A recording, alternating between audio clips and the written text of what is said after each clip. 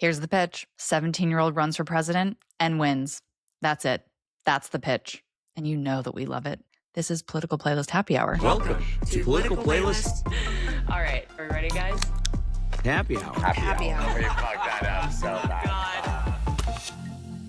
Hi, everybody. Welcome to Political Playlist Happy Hour. I'm Anna Muskie-Goldwyn, flying solo today because we're doing a really cool interview with an author who has a new book out called Young World. His name is Soman Chainani, and this book is about what I just said. A 17-year-old runs for president, wins, starts a whole new party that is basically a youth revolt party, and gets caught up in some pretty tangled foreign affairs, let's just say, with some other teenagers who have won other leadership roles around the world.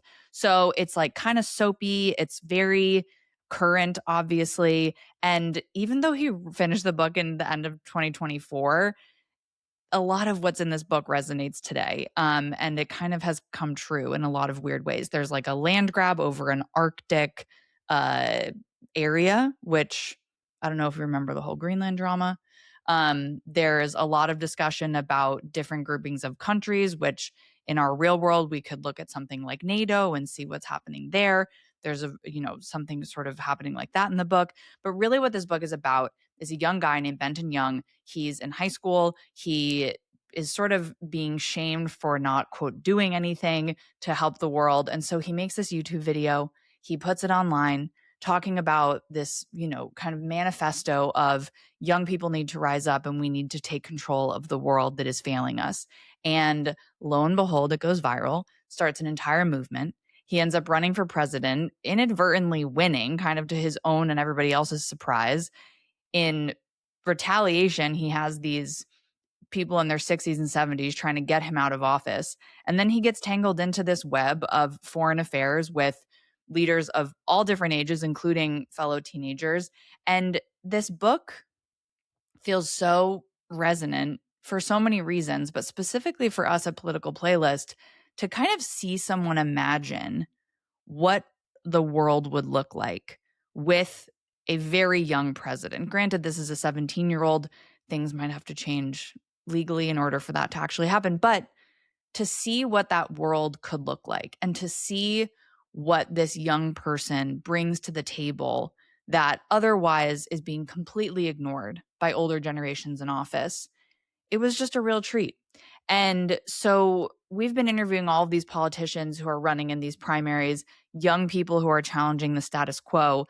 And so it's really exciting to have this conversation today with Soman because he took that idea of young people challenging the establishment, took it to the extreme in this book, and tackles some really important themes that I think if you listen to the show, if you care about having a new generation of political leaders in this country, if you care about electing young people, I think is going to be really resonant with you.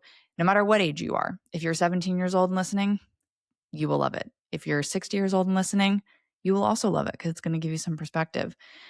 So without further ado, let's talk to Soman Chainani about his book, Young World, which is out now. And you will hear at the top of the conversation, it is the brightest color orange, this book. So it's really hard to miss if you go out to a bookstore and look for it. Because we all should be going out into bookstores in real life, in person, doing things. Or you can order online, of course. Anyway, here's our conversation with Soman. Soman, thank you so much for being here. Welcome to Political Playlist Happy Hour. I'm super excited to be here. Thanks for having me. I am so excited to talk about your book. I mean, the cover in itself, my husband kept being like, what book are you reading? Because for anyone who has not seen this book yet, it literally is, it's this like bright orange color. There you go, holding it up now. Screens and capture it, unfortunately. What's funny is I was thinking that. I was like, it really in real life does look much more jarring in the best way. But other than the color, it really struck me. Obviously, here at Political Playlist, we are on a mission to talk about young people in politics. So it resonated so hard with us. And I just wanted to start off by asking you like a very general question, but how did this idea come to you in the book? I think, I'm known for writing fairy tales and fantasy. That's my entire background, and I spent 13 years writing the School for Good and Evil series and fairy tales, but I was also spending a lot of those years touring. So I went to over 500 schools in 38 states. And I was thinking to myself, like, who has access to real-time kind of anecdotal evidence on how kids are behaving more than Mm, young adult authors? I don't think there's anyone, because we're everywhere and we're seeing the change over a long period of time. hmm, And I think what I was seeing, because I have a deep relationship with this audience and I understand them, uh, is the changes in their behavior. And I felt like when I started, kids were curious, they were awkward, they were weird, they were fun, they asked really like interesting, smart questions. And as COVID came, and then in the wake of COVID, and with the rise of smartphones and AI, I was instead greeted with like dead-eyed stares, like mm. empty, hollow stare everywhere I went, no matter Oh my what age. God. And it coincided with sort of the decline of literacy and things like that. But I think it was more. It was this feeling of kids were spending so much time on their phones that they were seeing everything that was happening in the world in adult spaces. And they, Mm, they were anxious about their futures and about their life. And so I started to have the feeling of I needed, even though the fairy tale path was very lucrative and I could do that for the rest of my life, I needed to do something to end the stares, hmm. like wake people up. I love And that. I started to think about, well, the only way this generation's ever going to be able to get out of that anxiety and out of that helpless feeling that they all have about their futures is if they're actually in power. Mm, What would that look like? And I started, that's when I started thinking about, well, what if they all made a third party? What if you had a youth party? What would that mm. look like, and who would Yeah. lead it? And it all came from this central question, which I'm sure we'll talk about, which is that I started to feel like the easiest way, the simplest way to kind of change the way young people think about their lives completely is if you got rid of the age gate around the presidency. And right now you have to be 35, which to me Hmm. is ridiculous because for many reasons we can talk about. But if you got rid of it, all of a sudden everybody young would start to think they could be president or at Mm. least vote for a young president. Right, right. And I think all of that went into the mix of this story of a 17-year-old who takes advantage of the rising anger and frustration and everything in the world to lead this movement against the government that ends up getting him put into the White House. I think it's so true. And, I feel like it's so interesting to hear you talk. I mean, it's depressing, but to hear you talk about this idea of the blank stare, just anecdotally, we had this conversation recently on a project we were working on with a middle school teacher who was talking about how they have to teach in like 7 or 8 minute increments. Keep, kids, even the brightest of students are not particularly interested in what the teachers have to offer. And so I think it does take these like creative avenues like you've provided in this book to maybe give a different sense of what it could be like. It is in a weird way. It is like a fairy tale fantasy because it is something that we can't quite comprehend yet. But then when you read it, to me at least, it felt very obvious. And plausible. I mean, that was the other thing, is I had to make sure it felt real so that Yeah. when I went to high schools, because part of my job is to write the book, and then the other half is to go to high schools and convince kids to read it, which is a very tall order now because they're Yeah. afraid of books. So, I had to come up with a way to write this that felt different than every other book, which is why when you open it, it's kind of a neon color blast inside also. Yeah. There's 150 visuals. I had to make it feel like I could go to any kid and be like, when they tell me I don't read books, because that's what I hear from 80% of teenagers, I can be like, this is not a book. And they're like, what is Yeah. it? Like, it's the future. It is like a multimedia experience, I will say. You mentioned just like kids being on their phones, and I mean all of us being on our phones, right? Like I think that's not at all specific to teenagers and young people anymore. But in the book, the way that this all starts is through the posting of a YouTube video, kind of inadvertently.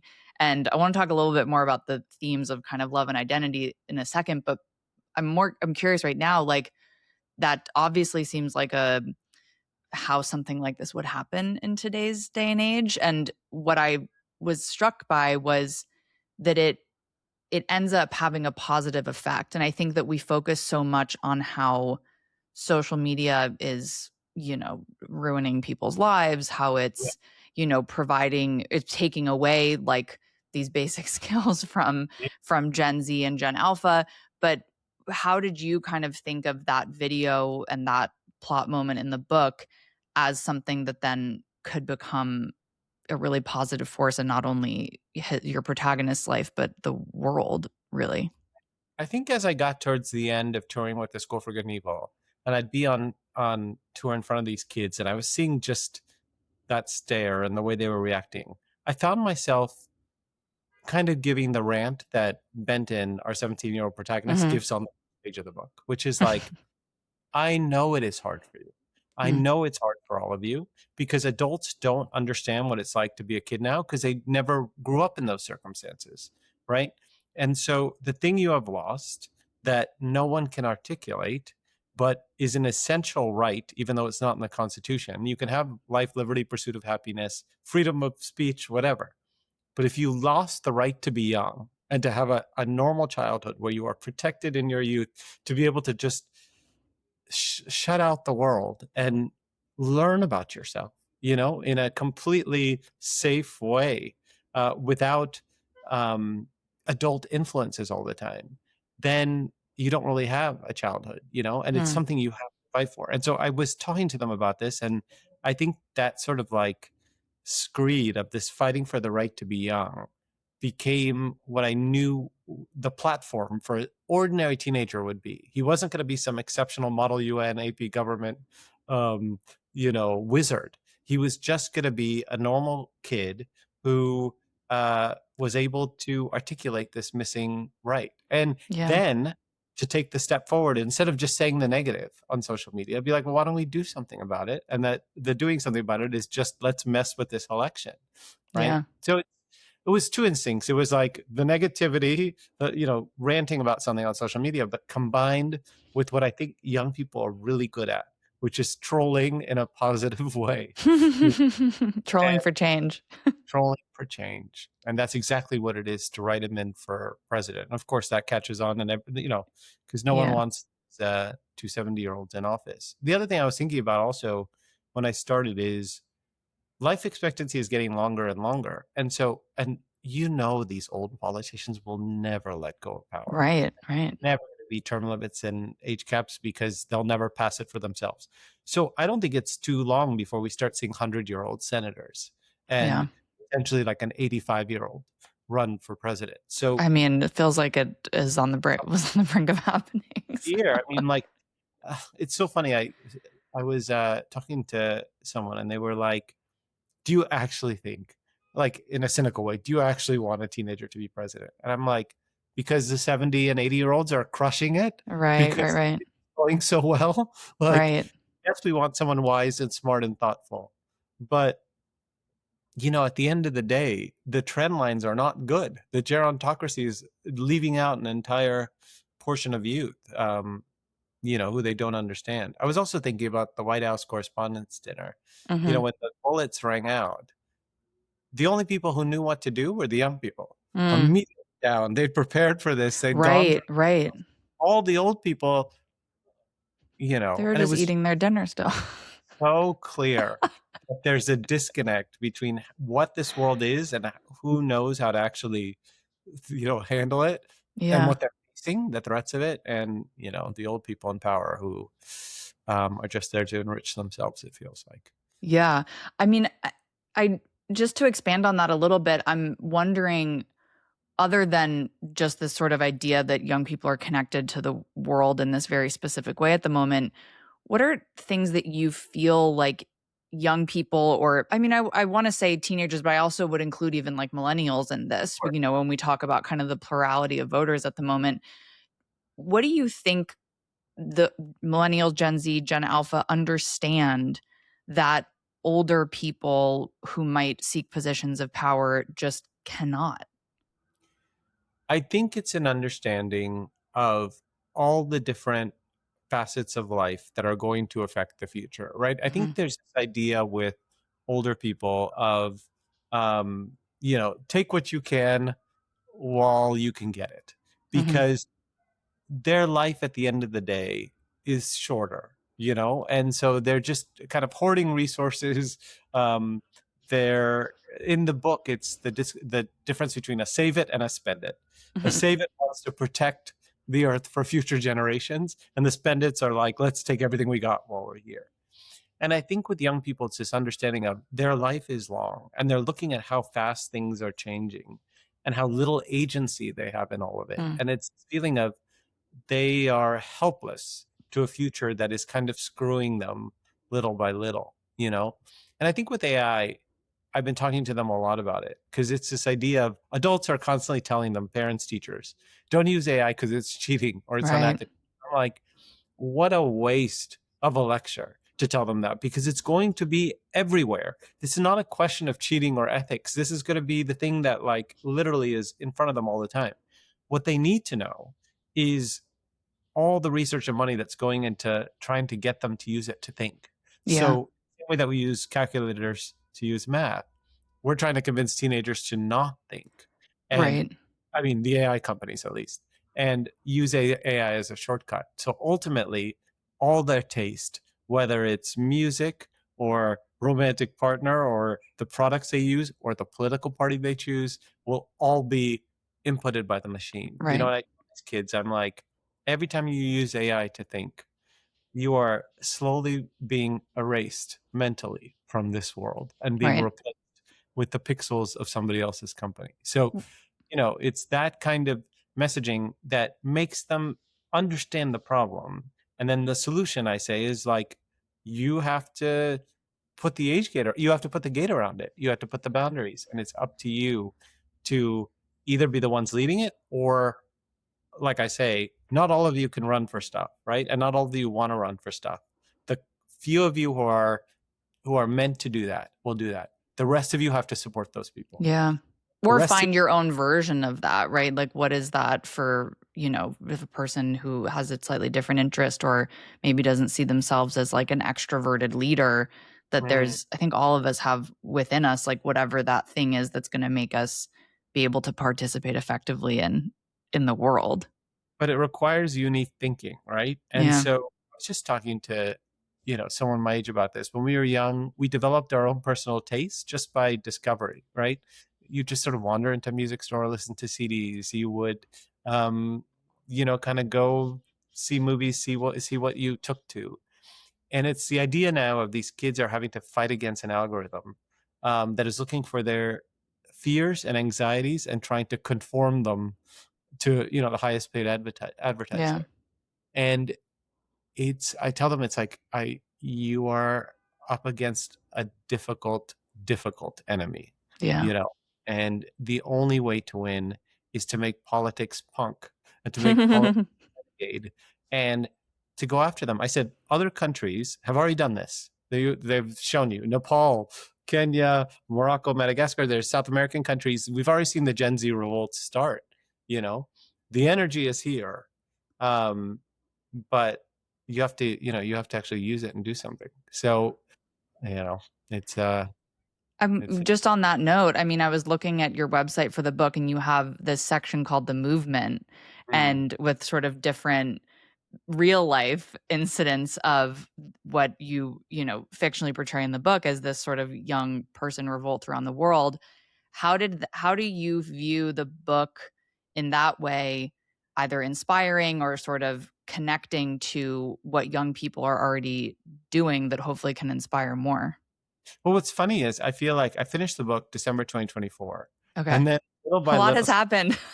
yes, and a lot of it's matching the book. I mean, so many things in there that you read, you're just like, how is it now happening for real?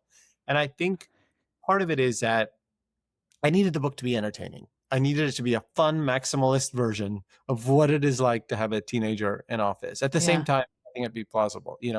But on the website, I'm able to connect it to real teenagers doing stuff. There's a 14-year-old running for governor in Vermont who, we Oh, sent yeah. copies of the book to. There, you think of Mamdani as kind of the original revolting youth, who incidentally, I was his mother's personal assistant when he No was way.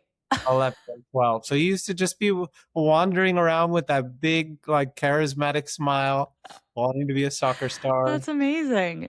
Great kid. And, you're not thinking future mayor of New York City, but you're thinking bright, interesting kid. Yeah. How many of them are out there, right? Oh yeah. But he could never run for president, right? He'd be age gated out. I was thinking about who are the two most, the biggest political forces, I think, of our last 10 years. I would say Mamdani, and then I would say on the other side, Charlie Kirk, right? Mm-hmm. Neither have been allowed to be president So interesting. because of the age gate. So on the website, it's about just tracking the fact that it's happening. Young people, the energy is there. And the question is, what do you do with it? Yeah. And can that energy be used before the algorithm really turns everybody into the stone-eyed zombies? It's almost like it does feel like a zombie movie sometimes, is what A we're little watching. bit. I mean, I feel like that sequel to the book is like that suddenly we all kind of are just turned into these unwilling or willing, I guess, robots of ourselves. Uh, I I'll run one more thing by you because I'm Yeah, curious yeah. about this, which is I had a kid the other day. So I did two kind of shows at his school. He came to the first, skipped class to come to the second, then came Okay. to the public event at night to basically hear the same message 3 times. And Wow. he asked a question and he's like, how do I feel normal? Like, what should I do Mm, to like feel normal? Like, because there was something in the book and everything that he was just like, how do I like get out of this kind of phone to screen to? And I said, I think you should watch some 90s movies. yeah. Nostalgia. I said, if you watch some 90s, like you just watch like 10 of them or 20 of them Oh my in a God. row, because you don't know what it's like to grow up in a world without all this stuff. And I think if you watch some 90s movies, you're going to see like what your DNA wants to do as a teenager Yeah. and is being restricted from doing by the technology. And I just think that's part of it too. Like they don't know what life could be like, you know? I feel like I remember having that thought I mean, I was a 90s kid. Like I remember having that thought when I was in high school and stuff and, had a cell phone and looking and thinking like, "Oh my God, my parents did all this without a phone or without, at the like MapQuest or then Google Maps." And like even that or, using payphones, whatever. And even though I'm part of that bridge generation where, Yeah. I didn't have technology in the beginning, but then very much did at the end of my adolescence, like just I think to your point, picturing being able to conceive of what it looked like before creates an understanding of both the blessings and the facility of technology, but also I think makes you hyper aware of like your reliance on it, right? I remember being so enamored with my parents. I was like, how did you figure out how to get anywhere? Yeah. And they're like, we used a map. I'm like, But that's also crazy. style. Like think about like style, right? Before, Yeah. like the way that every kid just had to kind of figure it out. Like, what's my style? What do I want to wear? And you people at school wear certain things that like, and I just feel like it was a little more of like an individual Oh yeah. to what people did based on what they liked, Right. what they liked, Even not if it what was so wrong at I look back and I'm like, wow, really wore that. Okay, well, I was expressing myself, I guess. yourself. And I Yeah. think and I think part of the hollow-eyed stare is there's no expression. There's no Mm, expressing yourself because you're afraid of expressing yourself because the algorithm rejects your expression. yeah. Also, people are afraid of being filmed and being seen on camera and all that stuff. So they're in this weird sort of like mental straitjacket of actually being whatever they're meant to be. Yeah. Taking risks. They're taking Yes. risks, but Totally. kind of vanished. So yeah. I just to jump back in a little bit to the book, and this kind of relates. I'd been thinking about Benton, your main character.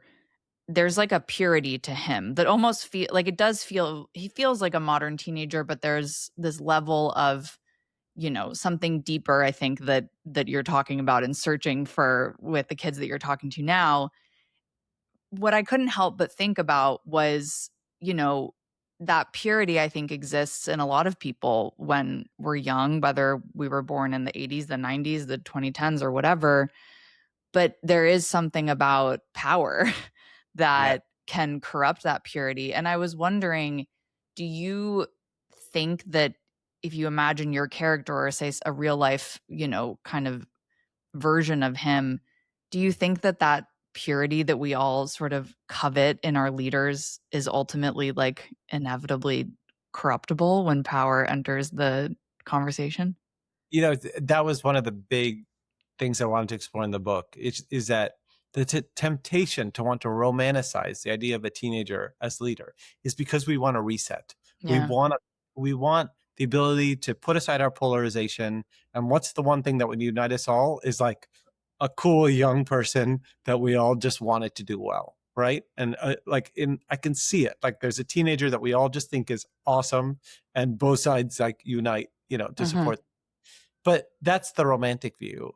Of course, if you have 8 teenagers running the G8, which is what Young World's about, a lot of them are going to be power hungry. They're going to fall same traps. I mean, it's at the end of the day, power corrupts, right? Yeah. Regardless of age. I think the thing with Benton is that he is so pure in his motives. I think there was something about I wanted to create a true teenage boy in that he has all the problems a teenage boy has. All teenage boys keep secrets. I mean, all of them. All of them are a little messy and can't quite keep everything straight. Their friendships mean a little too much to them. Their romantic life is idealized and kind of a disaster. And so, like, create the ultimate teenager, but give him a belief that and a moral compass that things should Mhm. be, and see if he could make it to the end.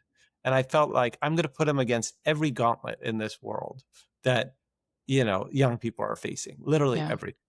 And that's why he just has to go on this kind of you know almost like James Bond-esque obstacle course of trying to survive the world, and what it's throwing at him, including his fellow youth, because he Yeah. does not have all allies. It's not they all get there and it's summer camp and they all work together. Right. It's it's interesting you mentioned sort of his motivations as a teenage boy. I was very struck and moved by the fact that the driving force really for him in posting the video in the first place was this crush that he has.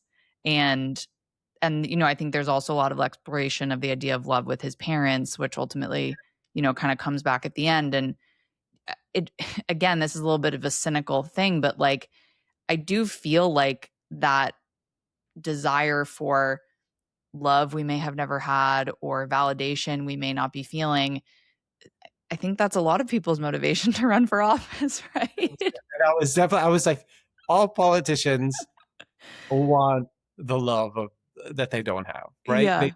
They seek this office where they represent people, and like maybe there's a pure heartedness to wanting to represent the people, but a lot of it is ego. And a lot Yeah. of that ego comes from missing something and wanting adoration, right? And then when they don't get that adoration, there's resentment, and that's when they turn corrupt. Because it's Right. like, if you're not going to give me love, then I'm not going to help you, but I'm going to grift. And you just see that Right. over and over and over again. And so I think in his case, I also wanted to reflect the classic teenage boy issue, which is like you see a gender divide because girls just think teenage boys don't do anything. Like they just, sit there and doom scroll on their phone, and they're just kind of, what we've always thought boys to be. But I think the girls have a much more kind of urgent sense of, all the stuff going wrong in the world as well. Mhm. So I've seen that dichotomy that they don't quite understand each other. Um, which is also, you see it in the gender gap in political, in Absolutely. the alignment to the parties now as well. So I knew that was going to be a part of it also. I wanted him to reflect all these things that we see in the political sphere. Yeah. I noticed at the end of the book you gave a big acknowledgement and shout out to your Gen Z sort of advisor Yeah, on yeah, yeah. this. And I loved that. And I was just kind of, as a millennial, I feel like I am constantly being like, okay, so what's happening with Gen Z? Like, do I need to start wearing pimple patches? Like, what's happening? I don't. Hey, can we just shut up for 1 second? Every school I go into, everyone's wearing pimple patches, and I'm like, It's I don't understand. Is it like this? Is it? I don't know. I haven't quite made it out. Is it just like, okay, I'm authentic. I have a sit today. I feel like it is a rejection of shame that I personally think is maybe I think there's a healthy dose of shame that I think we all should have. And Yes. maybe you shouldn't have shame about your skin, but like, I don't know, wear the clear pimple patch overnight. Like, why do you need to wear the pink star 10, one in the middle of the day? 10 of them, like everywhere. It's just kids at pictures. And I'm like, it's something about the need to express authenticity and flaws. And yes, like reject shame. I understand the impulse. I understand the Yeah. impulse. I think the impulse is what's important. And if they can somehow cultivate that into something bigger, um, Right. Let's start beyond with pimple patches and then maybe advance into like community service and running for office. Like that's the progression we really want. 100%. But yeah, I was thinking about that. I'm like, any state I go, anywhere in the country, everyone's wearing the pimple patches now. And It's I was like, wild. how did this start? Who I'm started? I'm like, I would look so dumb. I mean, maybe I would look dumb because it would be like a pimple patch below like wrinkles, that I'm getting now in my 30s. Oh, Um, man. but Yeah. anyway, I in that vein of like our sort of slight disconnect of understanding, what was that like working with someone where you were basically saying, I need to really understand as much as you've spoken to a lot of teenagers and been in interaction with them, what was that process like working with somebody else? Like, what were they doing to kind of help you?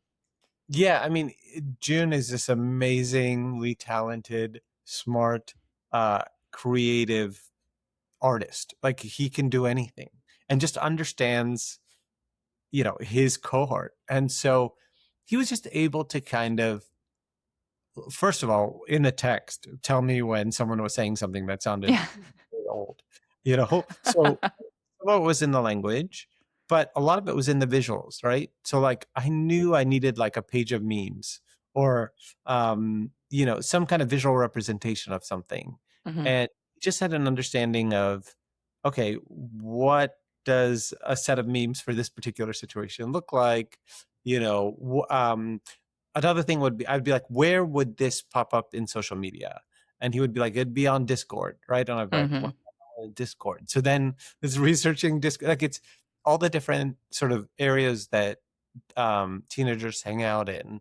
Uh, he was there to kind of advise me on, and then I could build the story accordingly. But I needed someone who created authenticity. And then at the same time, I needed authenticity on the back end with all the political stuff, Right. And so there was a ton of research. And now that, the book is done, Eric Schultz came on, who was a former press deputy secretary at the Hmm. White House, Obama's senior advisor. And, he read it and it was like, oh my God, this actually is well researched and could be plausible. Portions. And so he's come on to sort of lead the adaptation in the Yeah. hopes for kids who don't, you know, can't open a book, even if it is different. Ultimately, we can do something on screen Yeah. um, to bring this message to a bigger audience. I think even for people our age or older, I mean, like what my parents always say about political playlists is they're like, we enjoy it because it helps us understand what people your age are feeling and thinking. Yeah. And I think I also felt that very much in the book of like, even though I still consider myself young, especially in political terms, but like, even though I'm older than the characters in the book, it there is a sense of, I think, understanding when you can bring it via book or via screen or whatever to a larger audience, that whether we're actually going to have a teenager run for president, or it's just that like baby boomers and older millennials and Gen X and whoever can see, oh, this is like what's going on. And this is how it could, I don't want to say spiral out of control because I think it's a good message you have in the book, but this is like how extreme things could get where we could find ourselves in a situation where we would be grappling with what you write about in the book. Well, the other thing that's really interesting is, so PBS NPR just did a poll surveying about age caps and term limits, and across the board, Republican, Democrats, every age group wants age caps. Yeah. But the number one cohort that wants age caps the most is not the 18 to 29-year-olds. It's the 45 to 60-year-olds. Mm, So 45 to 64. So there's something in the like late 40s, 50s, early 60s where I think it's because you realize you are getting older and you're like, we cannot be controlling everything. Like, our kids, the young people we know are so shut out. And I think the fury is actually, not just from the kids, it's from this 45 to 64 year yeah.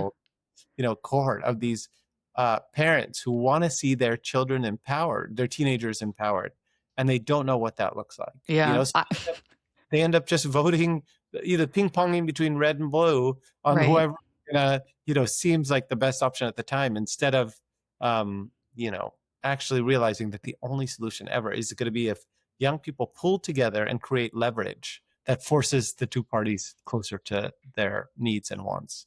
I also, this is a little bit of a negative view, but I also think that that age group kind of is in midlife self-reflection and Yes. seeing, oh, we kind of fucked up. Like, we maybe made it really good for ourselves, but kind of screwed up the systems for our children and grandchildren. And maybe if we had some of them in power, things could be better again. There's this meme I love that I show at every high school visit I do, and it's a parent like yelling to the backseat of the car saying, "Why can't you be normal?" And it's just a teenager screaming at the top of his lungs. It just says "scream" at the bottom, because that's how they feel. Yeah. It's they don't have any adult who understands them. And part of the reason I felt so urgent about spreading this message and going on tour with it and everything is that young people can't advocate for themselves. 90% of them in that PBS poll said that like no one takes them seriously, that they can't advocate for themselves politically. Mhm. And so I think it takes an outside voice to kind of be in there and be like, these guys should be in power in a very kind of serious way, Yeah. and to be able to authentically be like, I think we should drop the age gate. I think young people should be allowed for president. I think we should be voting, for young people in office. And you're starting to see it. Like there was an election in the Connecticut first district Mhm.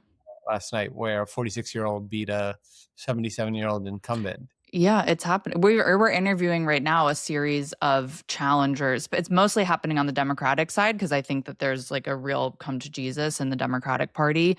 But interviewing a lot of these primary challengers who are running against, people in their 70s, early 80s, and basically saying like, "Thank you for your service, but we would like a chance." And it's inspiring to talk to people doing that. So Think if you can have teenagers start to see that and think, okay, I can't run for president, even though I should.